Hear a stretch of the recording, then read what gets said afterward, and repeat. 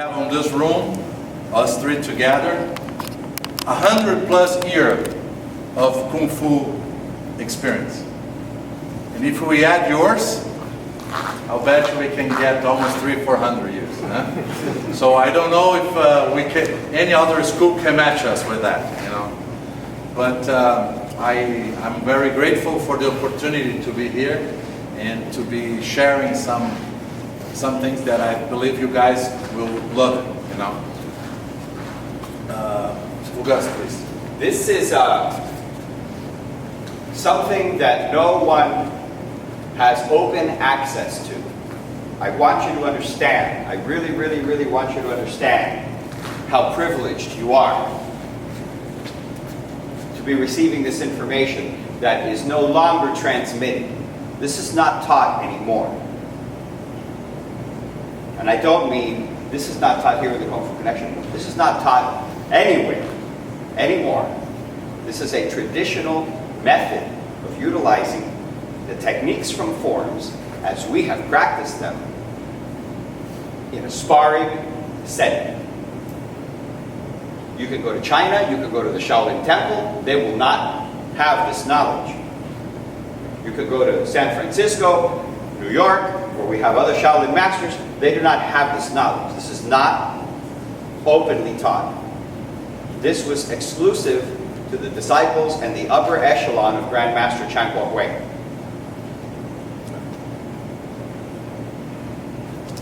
When Grandmaster was teaching, he arrived in the early 60s in Brazil.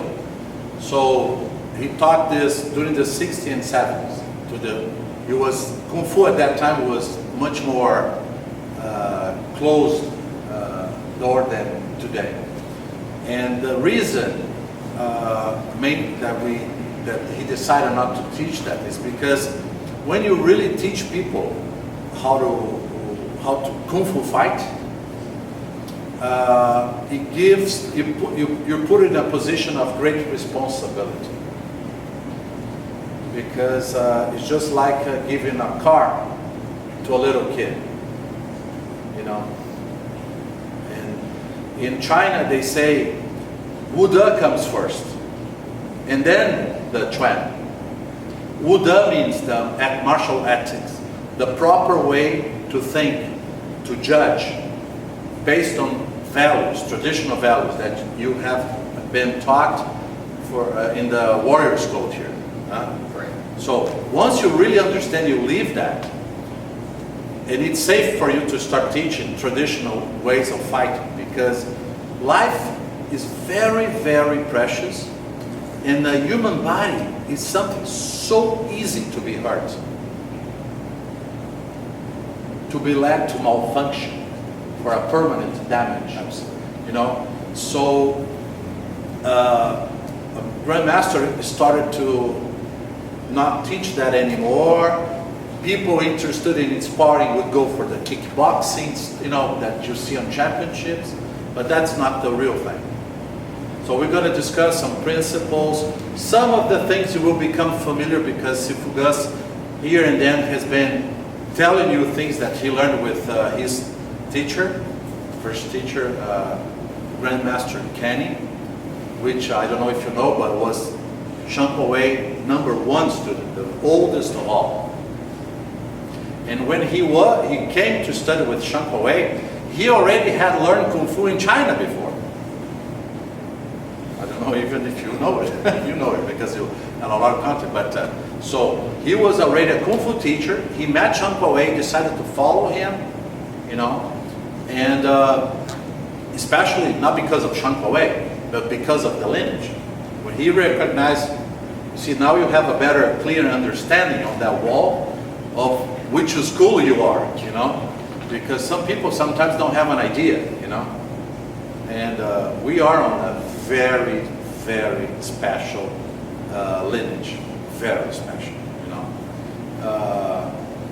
Sometimes we make little jokes in Brazil. We say, if we were dogs, because dogs on the breed, the lineage is very special, huh? We would be Coca-Cola dogs and things like this, you know, or the Target dog, you know, because we would be very famous, you know.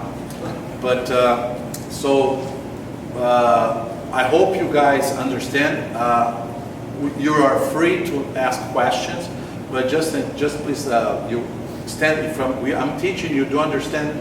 Stand your hand like if you were in a regular classroom, and we're gonna address your questions. There's a lot of content. That's what I'm calling it basics. We're doing this on basics. Eventually, if you guys are interested, we can do something on a more intermediate level. But by living this reality, you have to incorporate that, practice this regularly.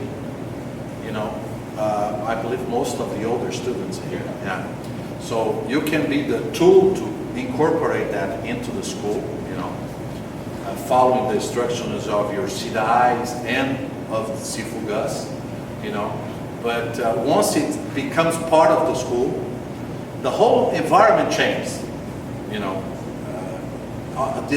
the way you see forms will never be the same anymore. And sometimes you see other styles, younger styles than Shaolin, and you think like, or especially those that came from Shaolin. And once you start really understanding our forms, you're gonna conclude that we have one of the richest contents on the Shaolin, because what the monks did at that time was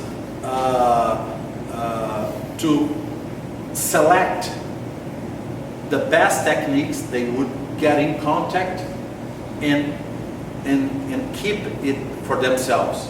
With time, they created Shaolin Kung Fu. Let me make it a little bit clear.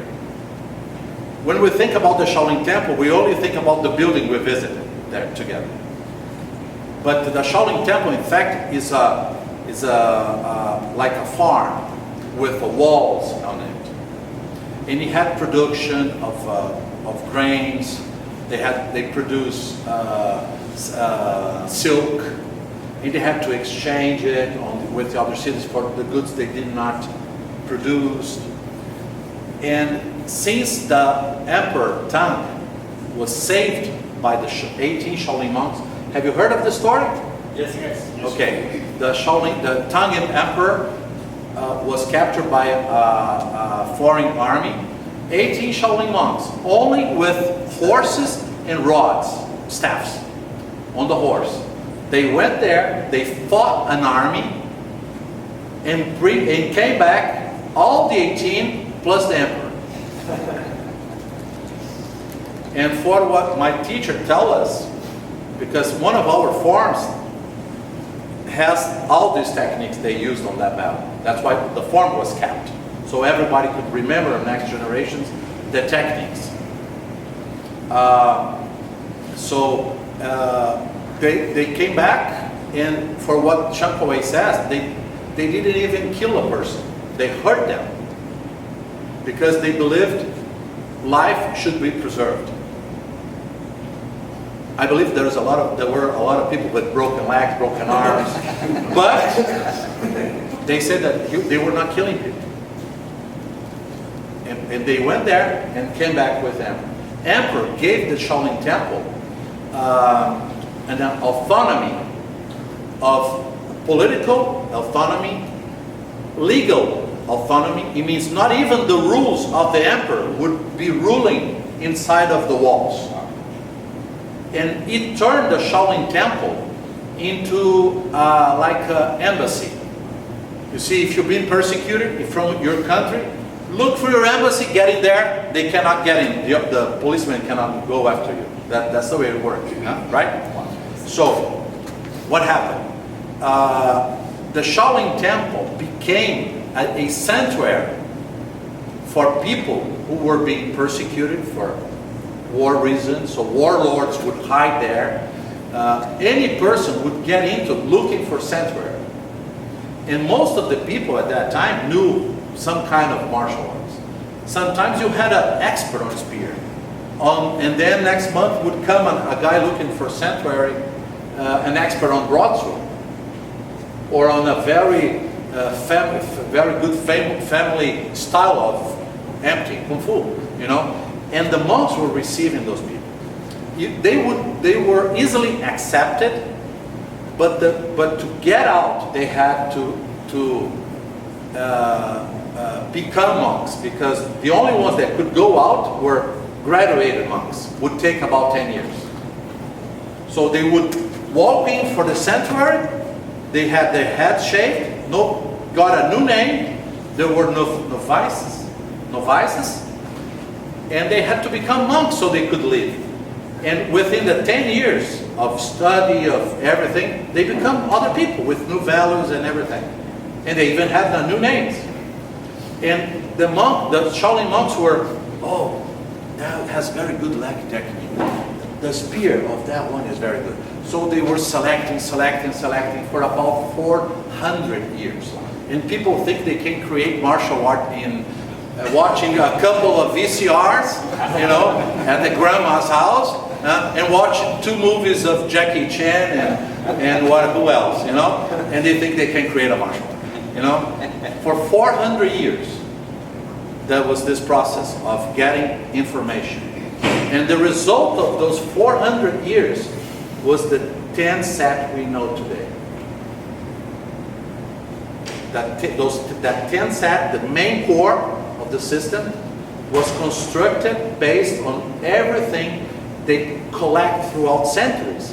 And if it was put on the forms, because it was very, very, very useful. And sometimes we don't even have a clue if people really don't show us the right application. Sometimes one movement might have 5, 10, 15 different applications. And Master Shan knows a lot, and he always asking the students, how do you apply this? How do you apply that? All the time. Because sometimes we can see something based on our own experience that he maybe never had that approach before, you know. So that's why we say that we also learn with the students. Shang Wei is almost 84 now, and that's the way he is, you know. He's a very, very humble person, you know, and sometimes too humble, I think, because he has a great heart, you know, and that's not different from your Sifu that I know for more than 20 years, you know.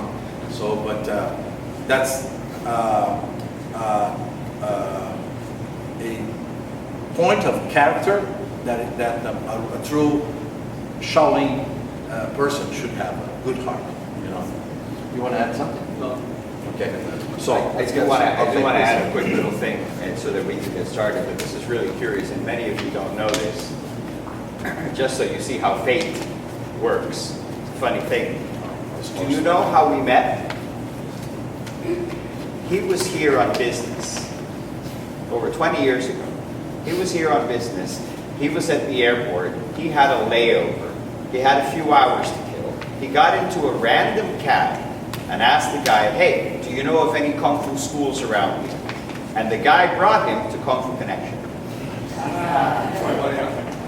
He looked in the window and he saw the pictures of his master, and he came in and we met, and he says, oh, that's my master. And I said, no, that's my master.